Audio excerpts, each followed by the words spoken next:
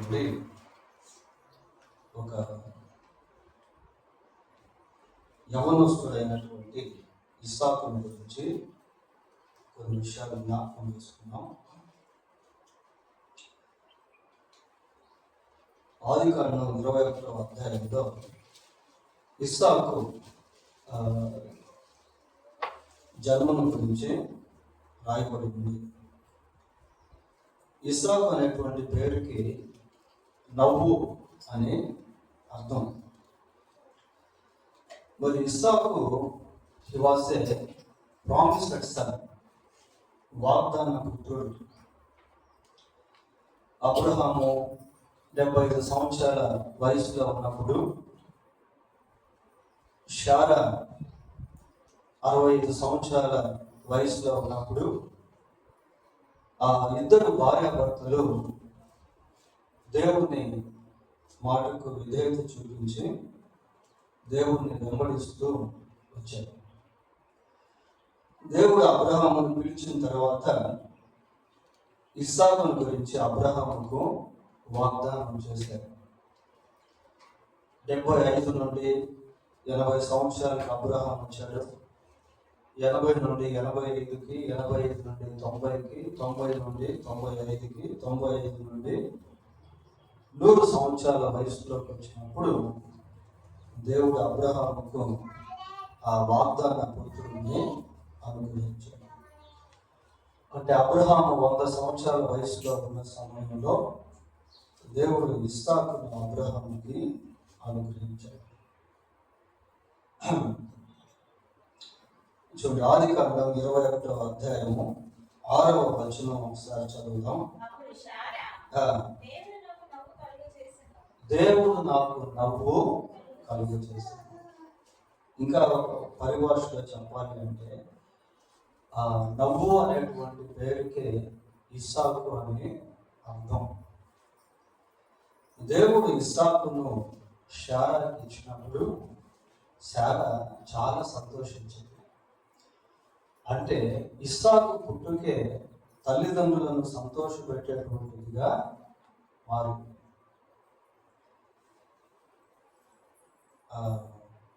8వ వచనం కూడా చదవండి.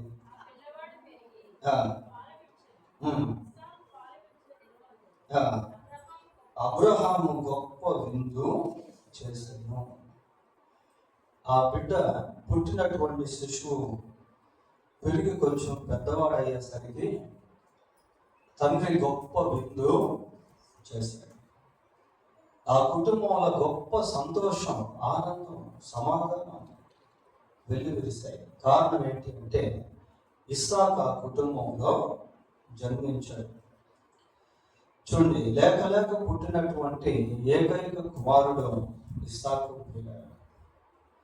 ఇస్సాకు పుట్టుకే కుటుంబంలో ఒక నూతన అధ్యాయాన్ని తెరిచింది. ఇస్సాకు పుట్టుకతోనే తల్లిదండ్రులను సంతోషపెట్టేటువంటి వాడుగా మారాడు. తల్లిదండ్రులను సంతోషపెట్టేటువంటి వాడుగా మారాడు. చూడండి, పిల్లలు తల్లిదండ్రులను సంతోషపెట్టేటువంటి వారిగా ఉంటే వారిని దేవుడు బాగా ఆశీర్వదిస్తాడు. పిల్లలు. ఇక ఇస్సాకు చూడండి, నిజంగా why God has given the fruit of womb to parents. తల్లిదండ్రులైనటువంటి వారికి దేవుడు ఎందుకు గర్భఫలాన్ని అనుగ్రహిస్తాడు అంటే దానికి ఎన్నో కారణాలు అనేటువంటివి ఉన్నాయి. వాటిలో కారణం ఏంటి అంటే వారు తల్లిదండ్రులను సంతోషపెట్టేటువంటి వారుగా ఉండాలి. వారు తల్లిదండ్రులను సంతోషపెట్టేటువంటి వారుగా ఉండాలి. సామెతల గ్రంథం 29వ అధ్యాయము 17వ వచనాన్ని చూడండి.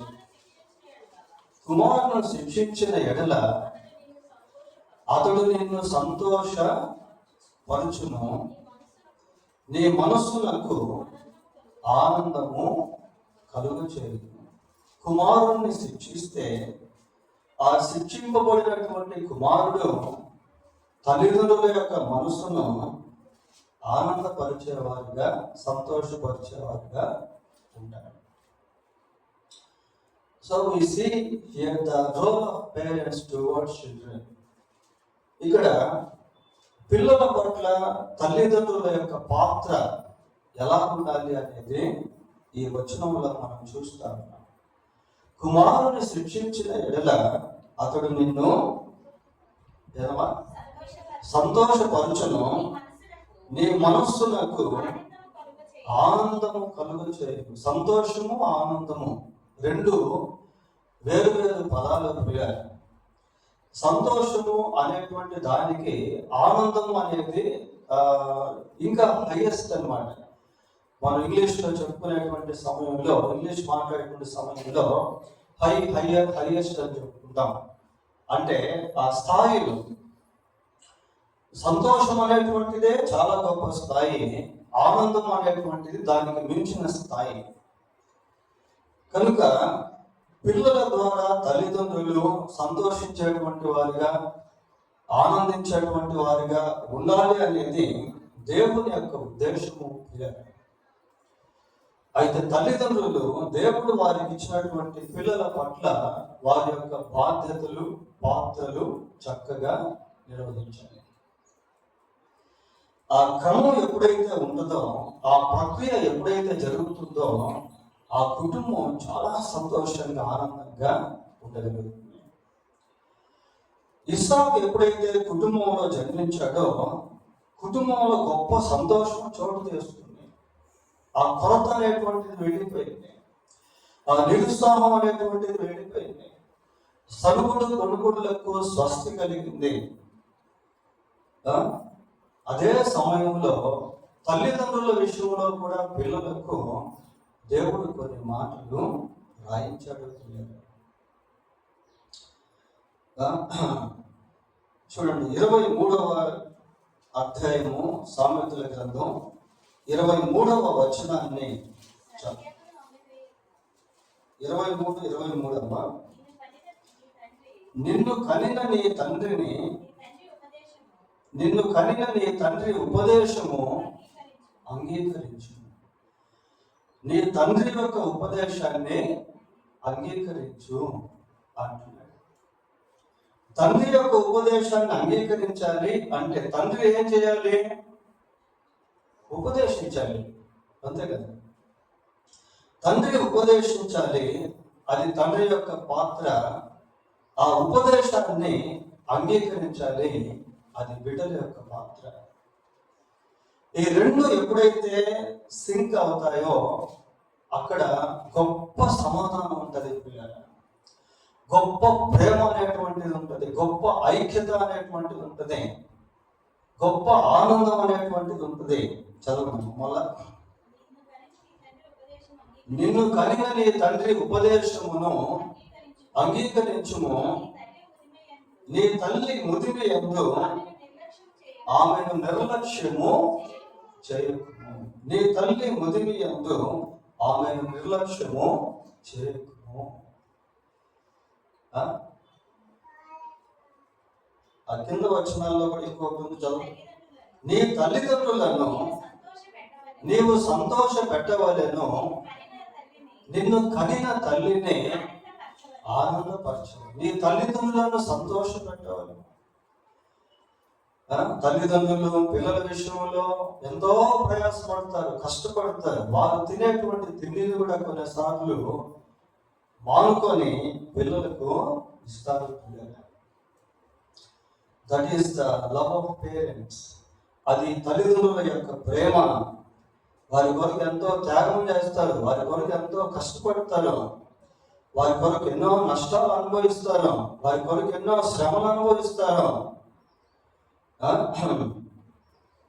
ఆ గుర్తింపు పిల్లలు తల్లిదండ్రుల విషయంలో కలిగి ఉంది. నిన్ను కనిన తల్లిని ఆనందపరచవలను. ఆ కనే కనుటల గురించి ఆలోచిస్తే పిల్లలు గుండె తరుక్కుపోయేటువంటి విధంగా ఉంటుంది. నవమాసములు మోసి ఎంతో కష్టపడి, ఎంతో శ్రమపడి, ఎంతో వేదనను ఓర్చుకొని, ప్రసవ వేదనను ఓర్చుకొని తల్లి కుమారునికి జన్మ అనేటువంటిది ఇస్తుంది. పిల్లలు, నీ తల్లిదండ్రులను నీవు సంతోష పెట్టవలను, నిన్ను కనిన నీ తల్లిని ఆనందపరచు. ఈ రోల్స్ అనేటువంటివి చాలా ప్రాముఖ్యం. ముదిమి వచ్చినప్పుడు నీ తల్లిని నిర్లక్ష్యము డోంట్ నెగ్లెక్ట్, నీవు నిర్లక్ష్యము చేయవద్దు. సరే, ఇస్సాకు గురించి మనం ఆలోచన చేసినప్పుడు, ఇస్సాకు ఇన్ కోర్స్ ఆఫ్ టైం వయసులో పెరిగే కొద్దీ తల్లిదండ్రుల పట్ల ఇంకా గొప్ప విధేయత చూపించేటువంటి వ్యక్తిగా మారాడు. చూడండి, 22వ అధ్యాయము ఆదికాండము 22వ అధ్యాయము 9వ వచనం ఒకసారి చదవండి. వెళ్ళి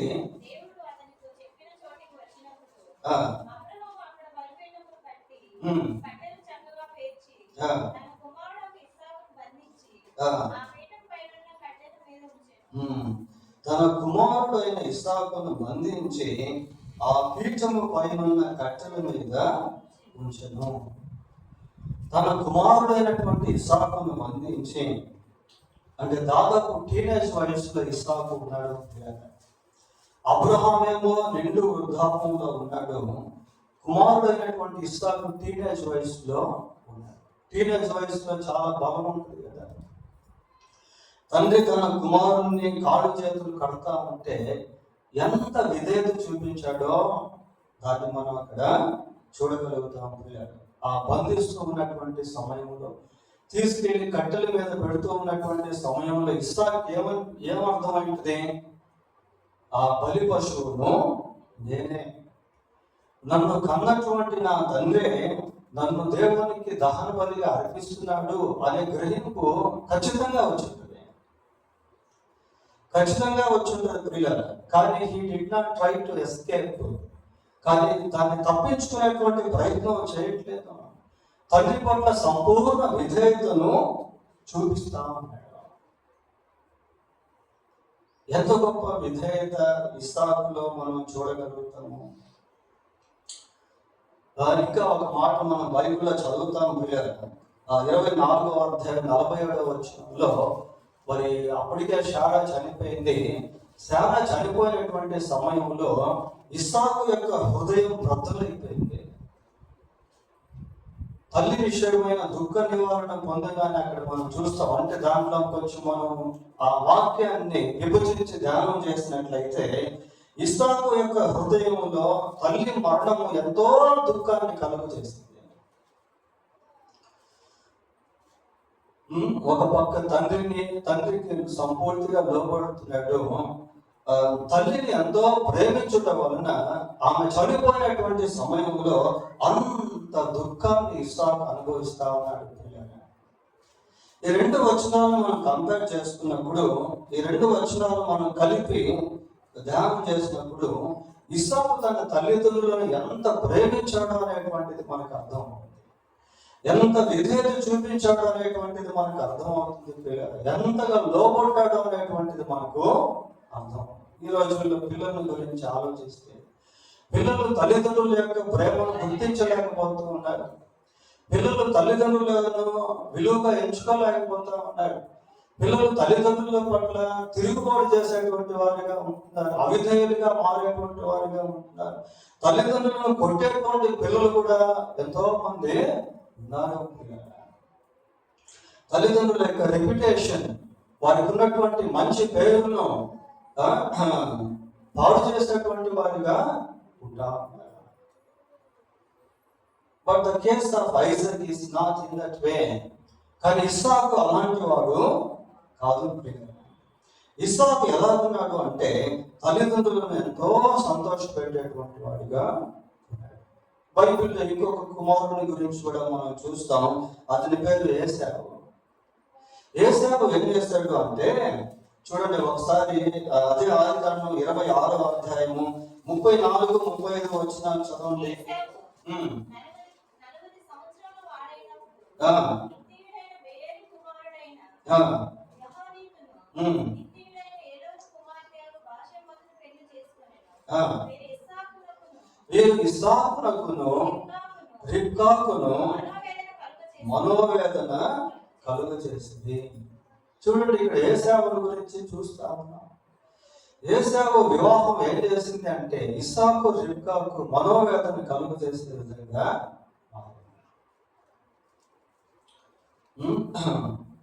సరే, అయితే ఇక్కడ ఇస్సాకును గురించి కొన్ని విషయాలు మనం ధ్యానం చేస్తా ఉన్నాం. ఆదికాండం 22వ అధ్యాయము 7వ వచనం ఒకసారి చదువుకున్నాం. ఇస్సాకు తన తండ్రి అయిన అబ్రహాముతో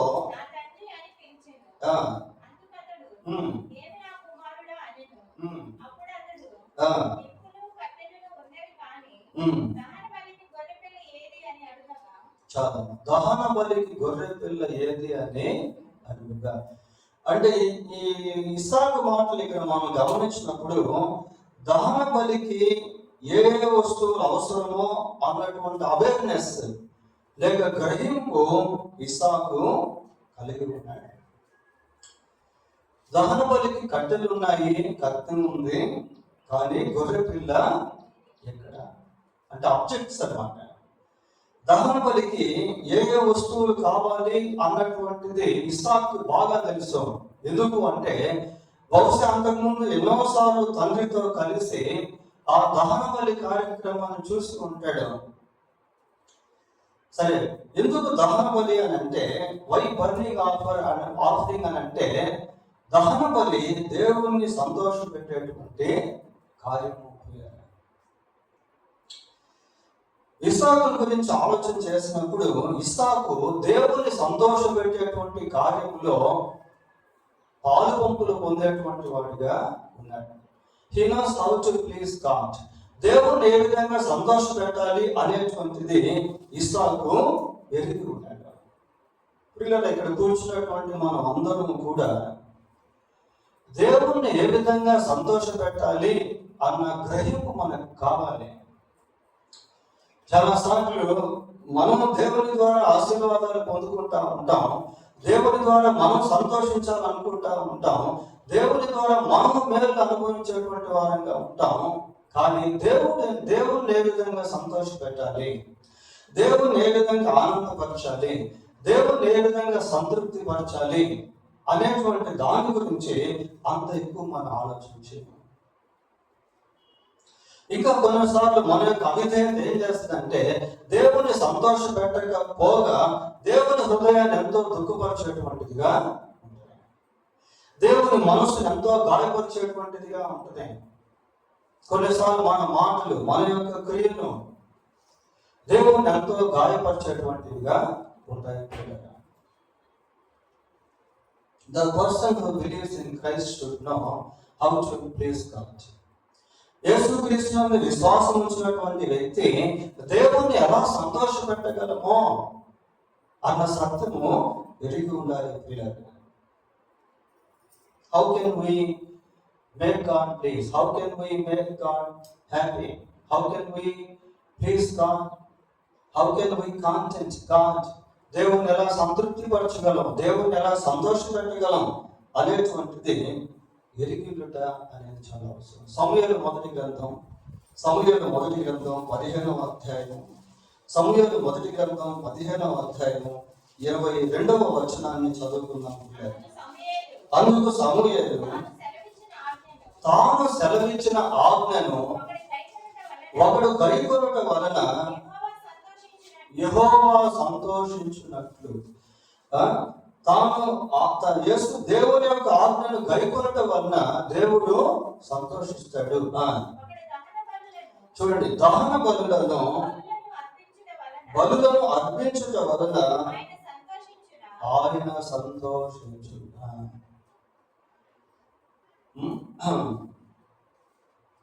ఒకప్పుడు దహన బలి ద్వారా దేవుణ్ణి సంతోషపెట్టే పనులు చేసేవాళ్ళు పిల్లలు. కానీ అన్నిటికంటే ముఖ్యంగా ఏంటి అంటే దేవుని యొక్క ఆజ్ఞను గైకొనుట. If we follow the commandments of God, then we will become the people who please God. మనం ఎప్పుడైతే దేవుని ఆజ్ఞలను గైకొనేటువంటి వారంగా ఉంటామో అప్పుడు దేవుణ్ణి సంతోష పెట్టేటువంటి వారంగా ఉంటాము. ఇక్కడ సమూయేలు సౌలుతో అదే మాట్లాడుతూ ఉన్నాడు. చదవండి. ఆలోచించుము, బలులు అర్పించుట కంటే ఆజ్ఞను గైకొనుటయు, పొట్టేలు త్రవ్వు అర్పించుట కంటే మాట వినుటయు శ్రేష్టము. బలులు అర్పించుట కంటే ఆజ్ఞను గైకొనుట, ఆజ్ఞను గైకొనుట బలులు అర్పించుట కంటే శ్రేష్టము. ప్రియ, ఇక్కడ సౌలు యొక్క సందర్భం మనం గమనించినప్పుడు సౌలు దేవుని యొక్క మాటను ధిక్కరించినటువంటి వారుగా, దేవుని యొక్క మాటకు అవిధేయుడిగా మారినటువంటి వాడిగా కనిపిస్తా ఉన్నాడు. కానీ ఏమనుకుంటాడు, నేను దేవుని కోసం కొన్ని బలి పశువులను తీసుకొచ్చాను అని. హి థింక్స్ రివర్సల్. అయితే సమూయేలు అంటున్నాడు, ఏమన్నాడంటే ఆజ్ఞను గైకొనుట, మాట వినుట శ్రేష్టము బలు అర్పించుట కంటే అంటున్నాడు. దేవుని ఆజ్ఞను మనం గైకొన్నట్లయితే మన జీవితం ఎలా ఉంటుందో తెలుసా? ట్రైన్ ట్రాక్ మీద ట్రైన్ పెట్టినట్టుగా ఉంటుంది. ట్రాక్ మీద ట్రైన్ పెట్టినప్పుడు ఇక అది ఎటు పోలేదు ప్రియులరా. ఆ ట్రాక్ ఎలా ఉందో ఆ ట్రాక్ మీదే ప్రయాణం అవుతా ఉంటుంది, ట్రావెల్ చేస్తా ఉంటుంది. వాని దేవుడే వానికి తగిన క్రమమును నేర్పి ఉన్నాడు.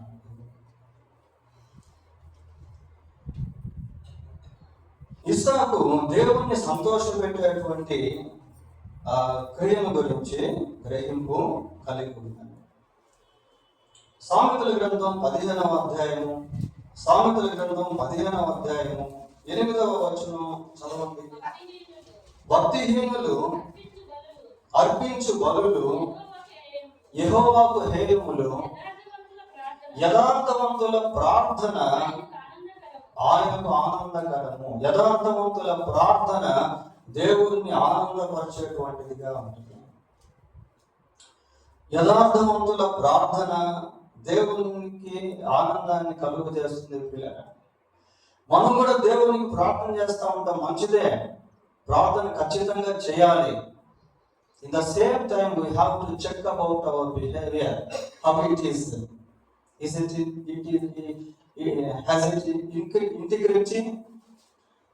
మనం ప్రార్థన చేసేటువంటి సమయంలో మన ప్రవర్తన ఎలా ఉందో అనేటువంటిది కూడా ఆలోచన చేయాలి. మన ప్రవర్తనలో యథార్థత అనేటువంటిది ఉందా?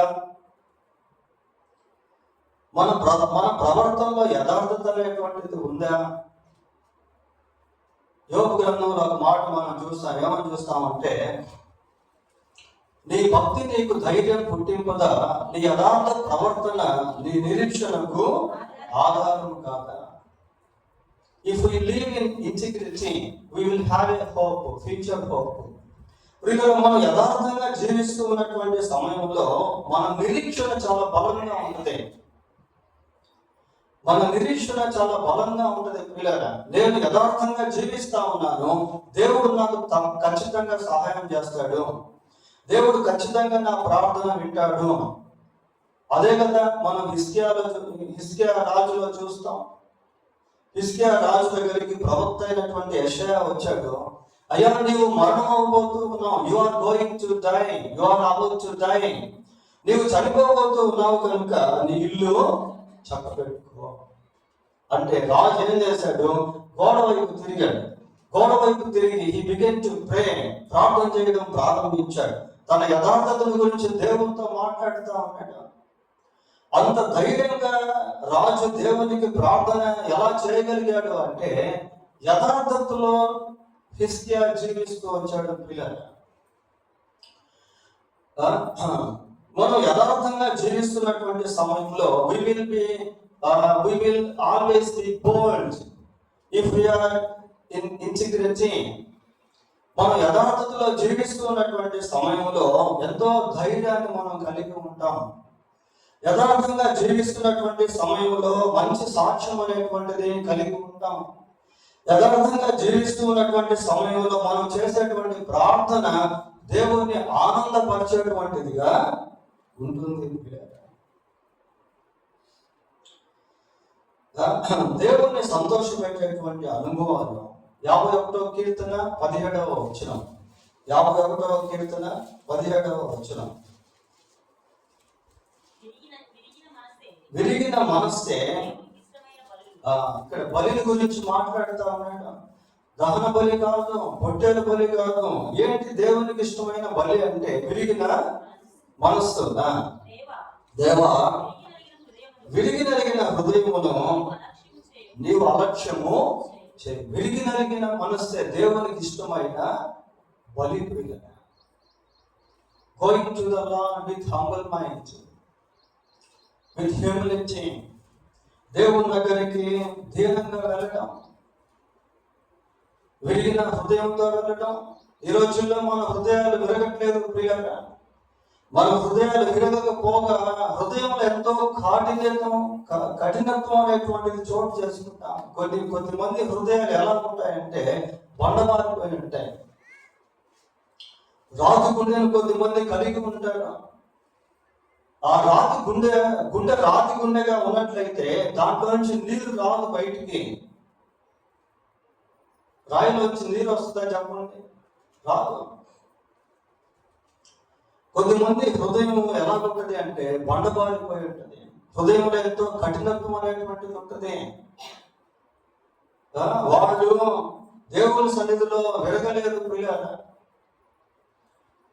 ఆ విరిగినటువంటి అనుభవం, నల్లగొట్టబడినటువంటి అనుభవము ఏం చేస్తుంది అంటే దేవుణ్ణి సంతోషపెట్టేటువంటిదిగా ఉంటుంది. దావీదు దేవుని సన్నిధిలో వర్షపాతో పాపం చేసిన తర్వాత విరిగిపోయినటువంటి సమయంలో ఈ కీర్తన రాశాడు. 51వ కీర్తన బ్యాక్గ్రౌండ్ మనం ఆలోచన చేస్తే విరిగిపోయాడు దావీదు. నలగొట్టబడ్డాడు. He was crushed. నలగొట్టబడ్డాడు ప్రియాగా. అంత పశ్చాత్తాపం, అంత దుఃఖం, అంత కన్నీరు. ఈ రోజుల్లో మన జీవితాల్లో అలాంటిది కనబడటం లేదు. మనం దేవునికి విరోధంగా జీవించామని మనకు తెలుసు, కానీ దాని గురించిన పశ్చాత్తాపం లేదు, పాపకు ఒప్పుకోలు లేదు. దేవుని సన్నిధిలో వ్యక్తిగతంగా వెళ్ళలేకపోతా ఉన్నాం, దేవుని పాదాలు పట్టుకోలేకపోతూ ఉన్నాం ప్రియులగా. ఆ విరిగి కలిగిన హృదయం అనేది కనబడటం లేదు. ఎందుకు అంటే దాని మీద అన్ని రీప్లేస్ అయిపోతా ఉన్నాయి. మనసులో ఎక్కడైనా వేదన కలిగిందనుకోండి, ఏదో ఒక సినిమా చూస్తారు, ఏదో ఒక సీరియల్ చూస్తారు. ఎందుకంటే ఆ వేదన పోగొట్టుకునేదానికి. Why I'm getting this hardship, ఎందుకు ఈ వేదన నేను పొందుకుంటున్నాను? What is the reason of it? I have to correct myself in the presence of God because of my integrity, because of my iniquities. నా యొక్క అతిక్రమమును బట్టి, నా కలిగినటువంటి ఈ వేదనను బట్టి నేను దేవుని సన్నిధికి వెళ్తాను, నన్ను నేను దేవుని సన్నిధిలో సరి చేసుకుంటాను, పశ్చాత్తాపడతాను అనేటువంటి ఆ సిద్ధపాటు ఈ రోజుల్లో మనం చూడలేకపోతున్నాం పిల్లలు, చూడలేకపోతాము. అందుకే కొన్నిసార్లు మన జీవితాలు ఎలా ఉంటాయంటే దేవునికి చాలా దుఃఖం కలిగి చేసేటువంటివిగా ఉంటాయి, దేవుణ్ణి విసిగిచ్చేసేటువంటివిగా ఉంటాయి. విరిగి కలిగిన మనస్సే దేవునికి ఇష్టమైన బలి అని చూస్తా ఉన్నాం పిల్లలు. ఆ హంబల్నెస్ అనేటువంటిది చాలా ఇంపార్టెంట్. యాకోబు దేవుని సన్నిధికి వెళ్ళాడు. యెహోవా దేవుని దగ్గర రాత్రంతా ప్రార్థన చేస్తా ఉన్నాడు. ఎందుకు అంటే he was in trouble, he was in dangerous position. ప్రాణాపాయ పరిస్థితిలో ఉన్నాడు, శ్రమలో ఉన్నాడు, కష్టంలో ఉన్నాడు. వెళ్ళిపోయాడు దేవుని సన్నిధికి. వెళ్ళిపోయి రాత్రంతా ప్రార్థన చేస్తా ఉన్నాడు ప్రియులారా. He became alone. ఒంటరిగా మిగిలిపోయాడు. తను కలిగిన వాటి అన్నింటినీ కూడా పంపించేశాడు, అందరినీ పంపించేశాడు. He went a lonely place. నిర్మానుష్య ప్రాంతానికి వెళ్ళిపోయాడు. వెళ్ళిపోయి అక్కడ ప్రార్థన చేస్తున్నాడు, కన్నీరు గారుస్తున్నాడు, దేవుని పాదాలు పట్టుకుంటా ఉన్నాడు. దేవుని చేత నలగొట్టబడిన అనుభవానికి యాకోబు వచ్చాడు. అప్పటి నుంచి మీరు గమనిస్తే యాకోబు జీవితంలో ఒక నూతన అధ్యాయం. మళ్ళీ యాకోబు లాగా జీవించలేదు, కానీ ఇశ్రాయేల్ లాగా జీవించాడు. ఆ ఒక్క అనుభవం యాకోబు యొక్క జీవితం అంతటిని మార్చేసింది. యాకోబు యొక్క పరిస్థితులు అన్నిటిని కూడా మార్చేసింది. ఏంటి అంటే ఆ ప్రేయర్ టైం, ఆ ప్రార్థన అనుభవం. ఈ రోజుల్లో మనం ఆ రీతిగా ప్రార్థన చేయలేకపోతున్నాం. అటువంటి భారం మనకు కనబడట్లేదు. బారు మనసు పొందని భర్త కొరకు, బారు మనసు పొందినటువంటి భార్యలు ప్రార్థన చేయాలి. కుటుంబంలో ఎవరైతే మారు మనసు పొందలేదో వారి కొరకు ఎంతో దేవుని సన్నిధిలో మొరపెట్టాలి, కన్నీరు కార్చాలి. ఇంకా ఏదైనా బలహీనతలు వెంటాడుతూ ఉన్నట్లయితే, దేవుడు దాన్ని బయలుపరుస్తూ ఉన్నట్లయితే దాని విషయంలో దేవుని సన్నిధిలో ఆయన పాదాలు పట్టుకోవాలి, కన్నీరు కార్చాలి. ప్రియులారా, పాపం చాలా భయంకరమైనటువంటిది, కర్కశమైనటువంటిది. We can't escape from sin, from the bondage of sin. పాపం యొక్క బంధకం నుంచి మనం తప్పించుకోలేము. But God will help us to overcome sin if we pray. మనం ప్రార్థన చేస్తే దేవుడు దాని విషయంలో జయమిస్తాడు. తర్వాత లూకా సువార్త 15వ అధ్యాయం 7వ వచనం చూడండి. లూకా సువార్త 15వ అధ్యాయం 7వ వచనం. 15:7. అటువలే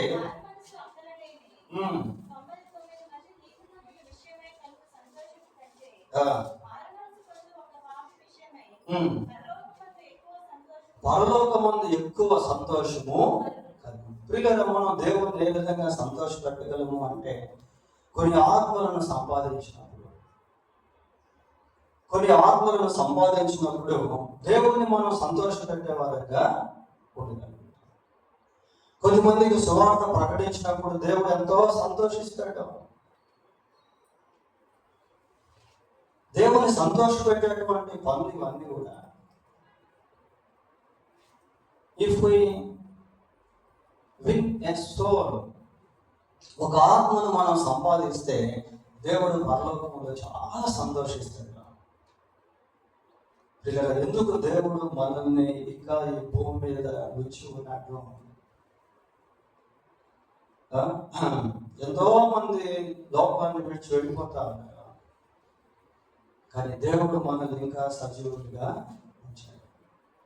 దేవుని కోసం ఏదో ఒకటి చేయగలం, దేవుని రాజ్యవ్యాప్తి కోసం ఏదో ఒకటి చేయగలం, కనీసం ప్రార్థనైనా చేయగలం, ఏదో ఒక విధంగా సువార్త ప్రకటించడం. ఉదయాన్నే ఒక ఫోన్ వచ్చింది. పిల్లలు, మనం హ్యాండ్స్ ఇండియాలో వాక్యం ఇస్తా ఉన్నాం కదా, అది ఎవరో చూసి ఫోన్ చేస్తారు. వాళ్ళు 2 పేపర్స్ డిస్ట్రిబ్యూట్ చేస్తారంట, ఒకటి తెలుగు, ఒకటి ఇంగ్లీష్. సార్, మా పేపర్లో కూడా మీరు యాడ్స్ ఇస్తే వేస్తాం సార్ అన్నాడు. అయ్యా, మధ్యాహ్నం ఫోన్ చేస్తాము అని చెప్పారు. మనం వెళ్ళలేనటువంటి ప్రాంతాలకి దేవుని సువార్తను పంపించడం, ఏదో ఒక విధంగా దానికి దేవుడు ఎంతో సంతోషిస్తాడు. ఒక ఆత్మ రక్షణలోనికి వస్తే, ఒకరు దేవుని యందు విశ్వాసం ఉంచినట్లయితే దేవుడు చాలా సంతోషిస్తాడు, ఆనందిస్తాడు. ఇంకా దేవుని సంతోషపెట్టేటువంటి అనేక విషయాలు బైబిల్లో రాయబడి ఉన్నాయి. సరే, ఇస్సాకు ఇక్కడ తన తండ్రి అయినటువంటి అబ్రహాముతో బలి పశువుల గురించి మాట్లాడతారు. ఇంకా ఇస్సాకు జీవితాన్ని మనం గమనించినట్లయితే చూడండి, 24వ అధ్యాయం ఆదికాండము 24వ అధ్యాయము 63వ వచనం చదవండి. సాయంకాలమున ఇస్సాకు పొలంలో ధ్యానింప బయలు పెట్టి. సాయంకాలమున ఇస్సాకు పొలంలో ధ్యానింప బయలు పెట్టి. అప్పటికి ఇంకా ఇస్సాకు వివాహం కాలేదు. హి వాస్ బ్యాచులర్, అవివాహితుడిగా ఉన్నటువంటి ఇస్సాకు పొలంలో ధ్యానం చేసేదానికి వెళ్తా ఉన్నాడు. దీన్ని స్పిరిచువల్గా మనం చెప్పాలి అంటే దేవుని సన్నిధిలో ప్రార్థన చేసేదానికి, దేవుని కార్యాలు ధ్యానం చేసేదానికి. ఇంకా చెప్పాలి అంటే మరి ఏలియాజరు వెళ్ళి ఉన్నాడు, రిబ్కాను తీసుకుని వస్తా ఉన్నాడు. ఆ సమయంలో ఇస్సాకు పొలంలోకి వెళ్ళి ప్రార్థన చేస్తా ఉన్నాడు, ధ్యానం చేస్తా ఉన్నాడు. యవనస్తులైనటువంటి పిల్లలు యవ్వన కాలంలో దేవుని సన్నిధిలో గడపాలి.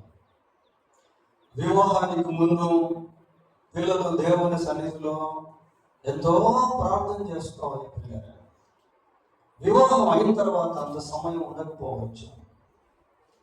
ఒకవేళ దేవుని చిత్తంలో లేని వివాహం జరిగితే లైఫ్ అంతా కూడా బాధలే, కష్టాలే, శ్రమలే. So before getting the marriage, every person who believes in Christ must pray for their weddings, for their proposals, for their spouses. వారి యొక్క జీవిత భాగస్వాముల కొరకు యవనస్తులైనటువంటి బిడ్డలు వివాహం కాకమునిపే బాగా ప్రార్థన చేసుకోవాలి. ప్రార్థన చేసుకోవాలి పిల్లలు. ఎవరు అలా ప్రార్థన చేసుకోగలుగుతారు అంటే, ఎవరైతే యవన కాలంలో మారు మనసు పొంది ఉంటారో వాళ్ళే ఆ రీతిగా ప్రార్థన చేసుకుంటారు.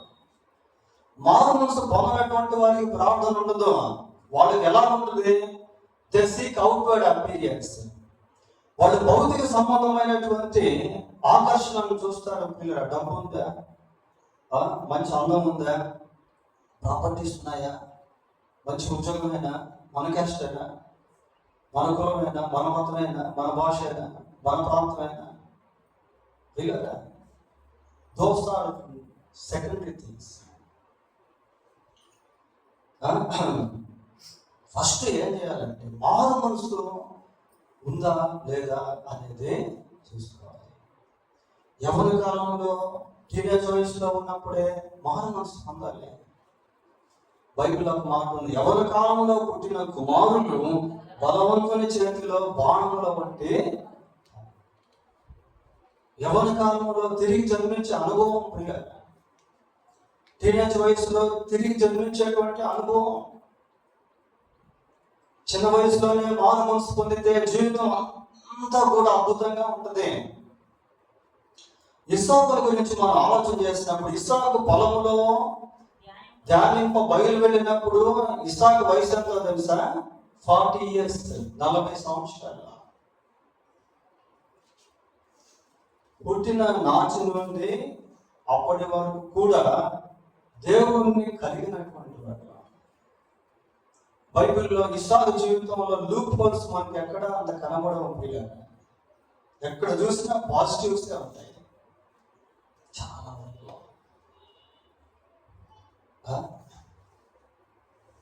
వివాహం అయిన తర్వాత కూడా భార్యాభర్తల మధ్య అన్యోన్య సహవాసాన్ని ఇస్సాకు కలిగి ఉన్నాడు. ఆ తర్వాత అధ్యాయంలో మనం చూడవచ్చు దాని గురించి. ధ్యానింప బయలు వెళ్ళి దేవుని సన్నిధిలో ప్రార్థన చేసుకుంటున్నాడు. ఇంకా ఇప్పుడు మనకున్నటువంటి సౌకర్యాలు ఇస్సాకు లేవు. ఇప్పుడు మనకి దేవుడు వాక్యాన్ని ఇచ్చాడు.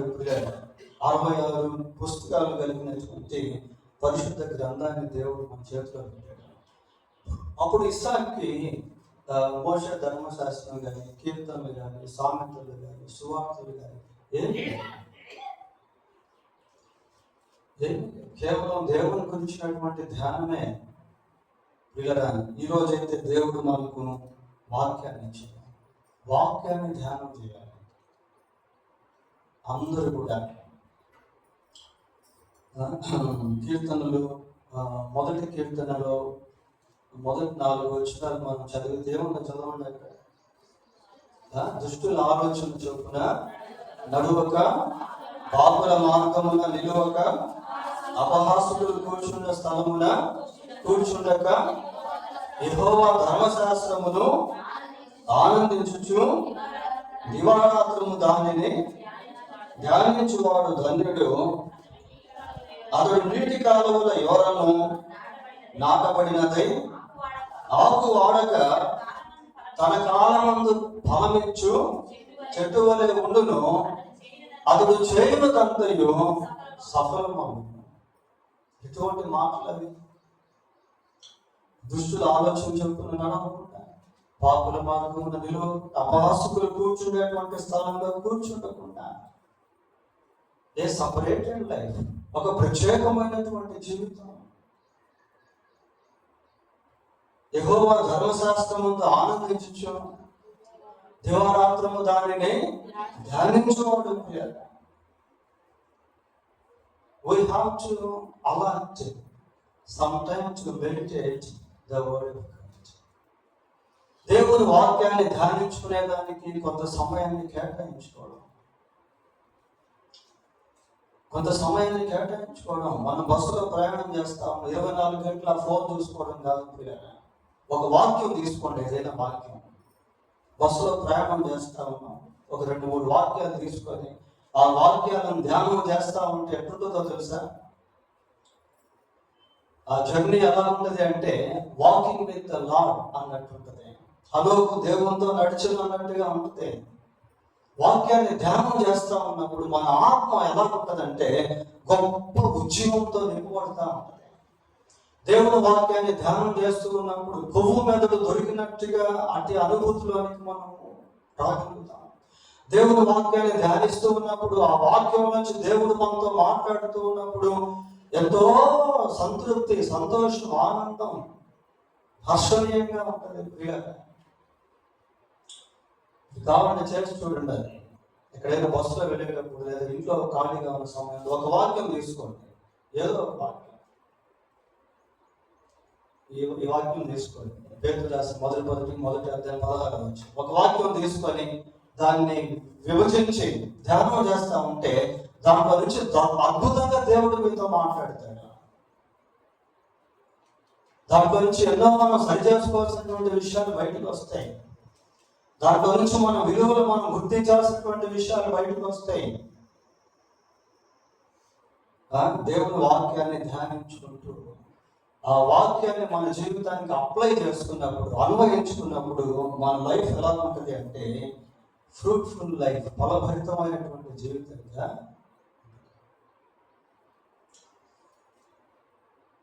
యాకోబు పొలంలో ధ్యానించుకునేదానికి బయలుదేరాడు. 40 years వయసులో ఇస్సాకుకి వివాహం అయింది. వివాహం అయిన తర్వాత 40 సంవత్సరాలు, 42, 44, 45, 50 సంవత్సరాలు అయిపోయింది, పిల్లలు పుట్టలేదు. 55 సంవత్సరాలు అయిపోయింది, పిల్లలు పుట్టలేదు.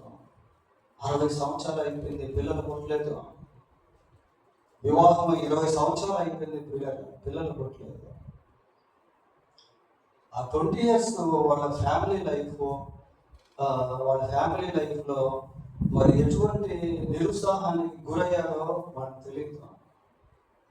60 years టైంలో ప్రార్థన చేస్తుందని చూడండి.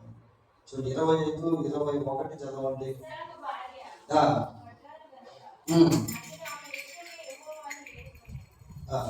ఇస్సాకు భార్య గొడ్రాలు గనుక అతడు ఆమె విషయమై యెహోవాను వేడుకొని. ఇక్కడికి వచ్చి ఆగుదాం. అక్కడ వాక్యం చాలా క్లియర్గా ఉంది. ఏంటంటే వారికి పిల్లలు పుట్టేదానికి అవకాశము లేదు. ఆమె గొడ్రాలుగా ఉంది. అటువంటి సమయంలో ఇస్సాకు దేవుణ్ణి వేడుకునేదానికి వెళ్ళాడు. యెహోవా అతని ప్రార్థన వినిను కనుక అతని భార్య రిబ్కా గర్భవతి. ఆ కుటుంబంలో కొరత. ఇస్సాకు ఏం చేస్తున్నాడంటే దేవుని సన్నిధిని తీసుకెళ్తాడు. మరి అంతకుముందు ఎన్నిసార్లు ప్రార్థన చేస్తుండో మనకు తెలియదు. దేవుడు అతని ప్రార్థన విన్నాడు. కొన్నిసార్లు దేవుడు మన ప్రార్థన ఆలస్యంగా విన్నట్టు అనిపిస్తుంది, కానీ God will have a specific timeline. In His time, God definitely works. ఇలా దేవునికి ఒక కాలమానం అనేటువంటిది ఉంటుంది. ముఖ్యంగా ప్రార్థన చేసేటువంటి వారి విషయంలో, ఆయన వెంబడించేటువంటి వారి విషయంలో దేవునికి ఒక కాలమానం ఉంటుంది ప్రియులారా. ఆ టైంలోనే దేవుడు కార్యం చేస్తాడు. మనం అనుకున్న టైం కాదు. ఆ టైంలో దేవుడు కార్యం చేసినప్పుడు ఎలా ఉంటుంది అంటే, మనం దేనికోసం అయితే ఎదురు చూస్తూ వచ్చామో దాన్ని చాలా విలువగా మనం ఎంచుకుంటాం. కొద్దిమందికి వెంటనే కొన్ని ఇస్తే విలువ తెలియకపోయారు. దాన్ని చాలా విలువైనటువంటిదిగా ఎంచుకుంటాం. ఒకేసారి దేవుడు 2 కుమారులను ఇస్సాకు రిబ్కాకు ఇచ్చాడు. రిబ్కా ఎలాంటిదంటే, నేను పోయినసారి మీకు ఒక మాట చెప్పాను, అది నాకు బైబిల్లో కనబడలేదు. మనం చదువుతాం చూడండి, 22వ వచనం చదవండి. ఆమె గర్భములో శిశువులు ఒకరితో ఒకడు పెరుగులాడిని కనుక ఆమె ఇలాగైతే నేను బ్రతుకుట ఎందుకని అనుకుని, చూడండి, ఈ విషయమై యెహోవాను అడుగు పెట్టాను. ఈ విషయమై యెహోవాను అడుగా.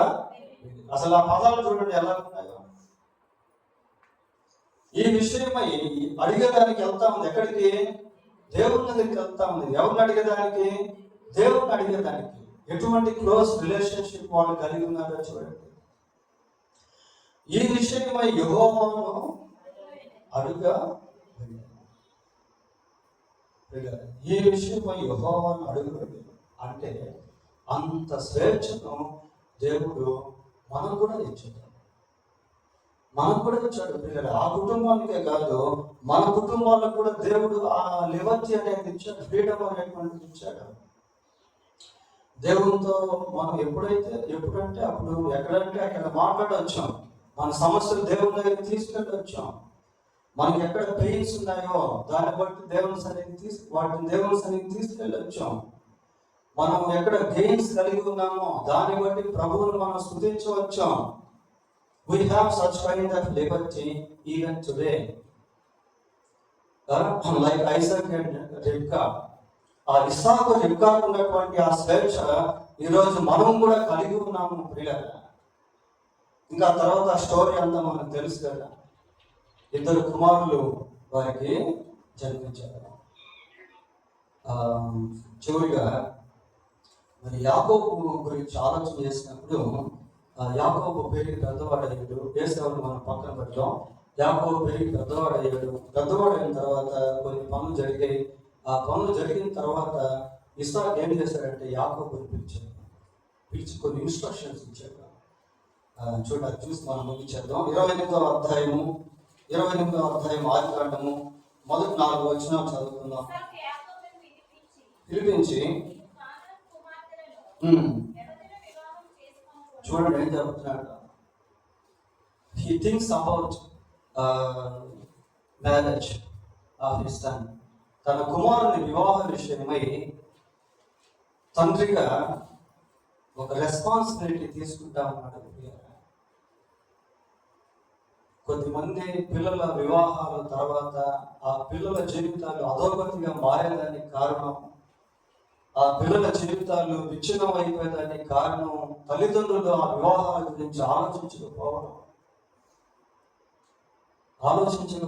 ప్రియుల. వాళ్ళు లైఫ్ లాంగ్ బాధపడుతూ ఉంటారు, కష్టపడుతూ ఉంటారు, దుఃఖపడుతూ ఉంటారు. ఎందుకంటే బేస్ అనేది పడలేదు.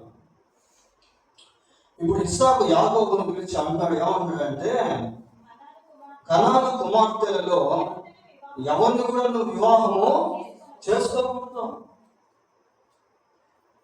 కనాను కుమార్తెలు ఉన్నారు కదా, వాళ్ళు ఇంకా దేవుని ఎరగనటువంటి వాళ్ళు, వాళ్ళు అన్ని సంబంధమైనటువంటి ఆచారాలు కలిగినటువంటి వాళ్ళు. కనాను దేశం గురించి మనం ఆలోచన చేస్తే లేవ్యాకాండం 19-20 అధ్యాయం చదవాలి కదా. చేసుకోకూడదు. నీవు లేచి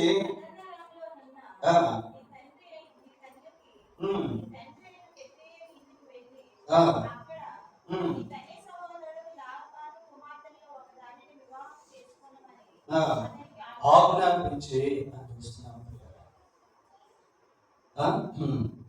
ఆదేశిస్తున్నాడు, ఆజ్ఞాపిస్తా ఉన్నాడు.